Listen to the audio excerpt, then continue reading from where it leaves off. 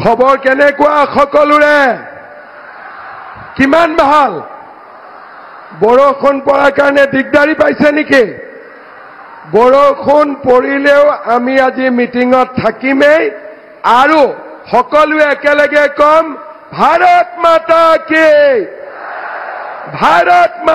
কি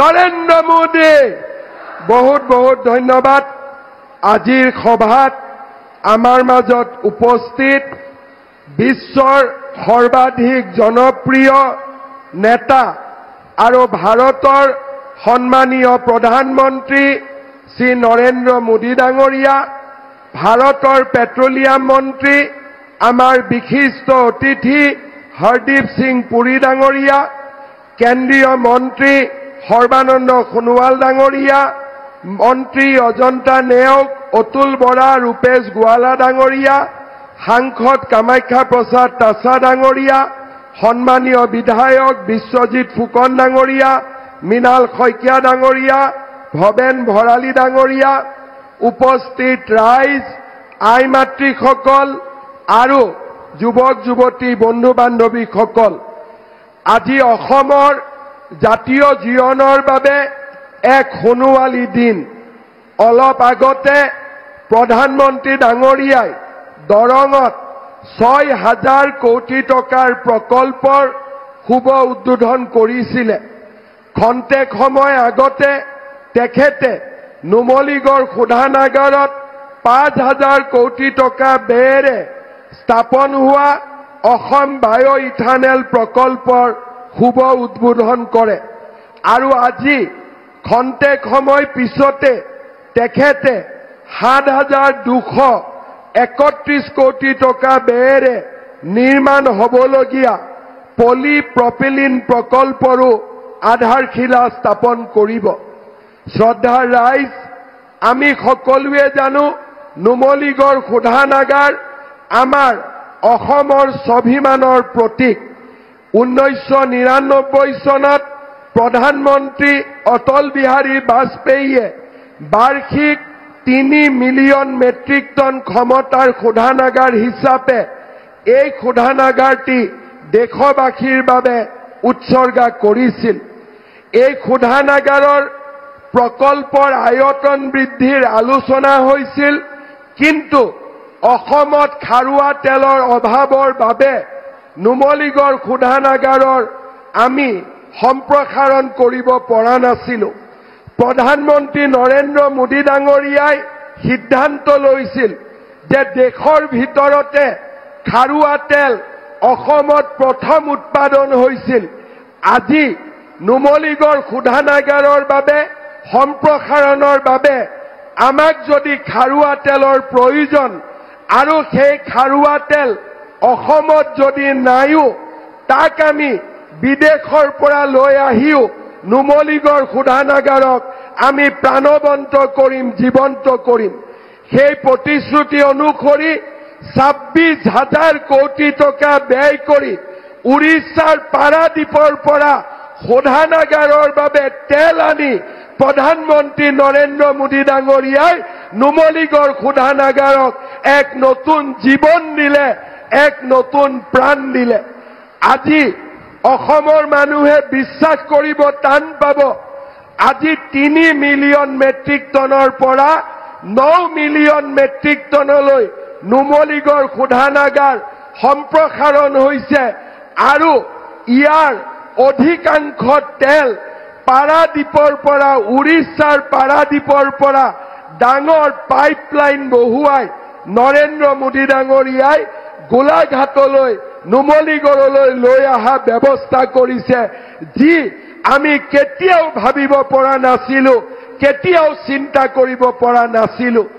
এদিন আমি অসমে ভাৰতক তেল দিছিলে আৰু যেতিয়া আজি অসমৰ প্ৰয়োজন হল মোদী ডাঙৰীয়াই উৰিষ্যাৰ পৰা তেল আনি অসমত এই শোধানাগাৰক জীৱন্ত কৰিলে প্ৰাণৱন্ত কৰিলে মই নৰেন্দ্ৰ মোদী ডাঙৰীয়াক কৃতজ্ঞ অসমবাসী ৰাইজৰ হৈ অভিনন্দন জনাইছো বাহ আমাৰ অসমৰ এক জাতীয় সম্পদ এই বাঁহ আমি মাত্ৰ ঘৰুৱা কামত ব্যৱহাৰ কৰিছিলোঁ।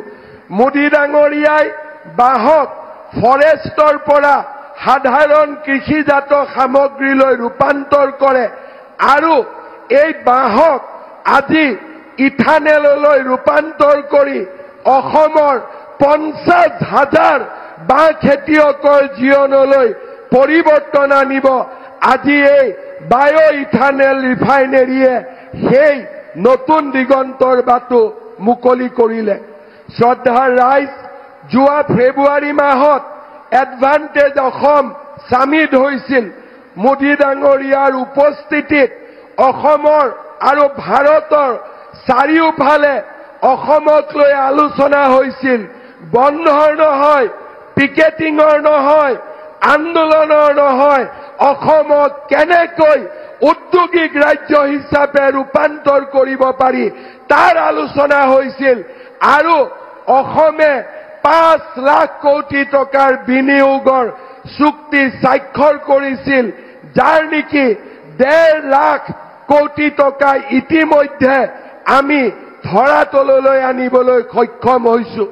প্ৰধানমন্ত্ৰী ডাঙৰীয়াৰ নেতৃত্বত আজি অসমে নতুন দিগন্তলৈ বাট বুলিছে আৰু তাৰ লগে লগে এইগৰাকী প্ৰধানমন্ত্ৰী যোনে অসমৰ সাংস্কৃতিকো ৰক্ষণাবেক্ষণ দিছে।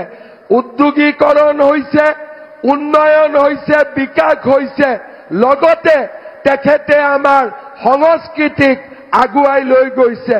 অসমীয়া ভাষাত ধ্ৰুপদী ভাষাৰ মৰ্যাদা, চৰাইদেউ মৈদামক বিশ্ব ঐতিহ্যৰ স্বীকৃতি, লাচিত বৰফুকনক সমগ্ৰ ভাৰত সমগ্ৰ বিশ্বত প্ৰতিষ্ঠা, বিহু আৰু ঝুমুৰক বিশ্ব দৰবাৰলৈ লৈ যোৱা আৰু যোৱাকালি ভাৰত ৰত্ন ভূপেন হাজৰিকাৰ 100তম জন্ম শতবাৰ্ষিকীত প্ৰধানমন্ত্ৰী ডাঙৰীয়া উপস্থিত থাকি অসমৰ প্ৰতিগৰাকী মানুহৰ হৃদয়ক স্পৰ্শ কৰিলে।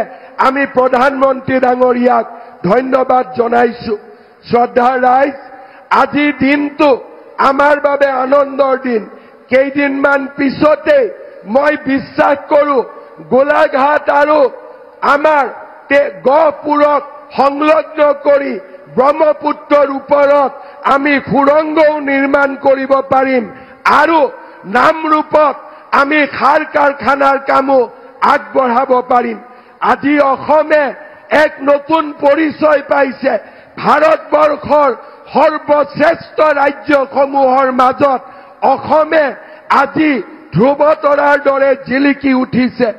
আজিৰ এই মুহূৰ্তত মই অসমৰ মুখ্যমন্ত্ৰী হিচাপে নহয়, এজন অসমীয়া হিচাপে গৌৰৱ কৰোঁ যে মোৰ জননী জন্মভূমি আজি ভাৰতৰ দ্ৰুততম বিকশিত ৰাজ্যত পৰিণত হৈছে আৰু আজি অসমে নতুন নতুন কীৰ্তিমান স্থাপন কৰিছে।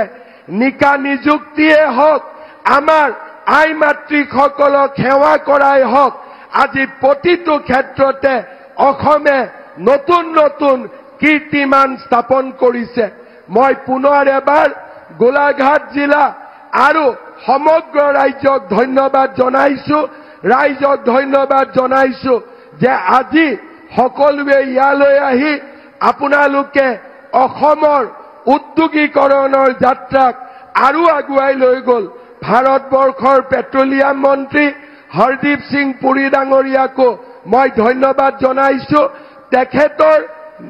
তেখেতৰ উদ্যোগৰ বাবে আজি অসমে নুমলীগড় ৰিফাইনেৰীক এটা নতুন ৰূপত দেখিবলৈ পাইছে। মই পুনৰ এবাৰ ৰাইজক অনুৰোধ কৰিম, সকলোৱে নিজৰ নিজৰ মোবাইলত লাইট জ্বলাই থিয় হৈ আপোনালোকে প্ৰধানমন্ত্ৰী মোদী ডাঙৰীয়াক ধন্যবাদ জনাওক। মই আপোনালোকক অনুৰোধ কৰিম, সকলোৱে নিজৰ নিজৰ মোবাইলত লাইট জ্বলাওক। সকলোৱে নিজৰ মোবাইলত লাইট জ্বলাওক, মোৰ লগত থিয় হওক আৰু একেলগে কওক, নৰেন্দ্ৰ মোদী, নৰেন্দ্ৰ মোদী, নৰেন্দ্ৰ মোদী, ভাৰত মাতা কি, ভাৰত মাতা কি, ভাৰত মাতাকে বহুত বহুত ধন্যবাদ। জয় হিন্দ, বন্দে মাতৰম।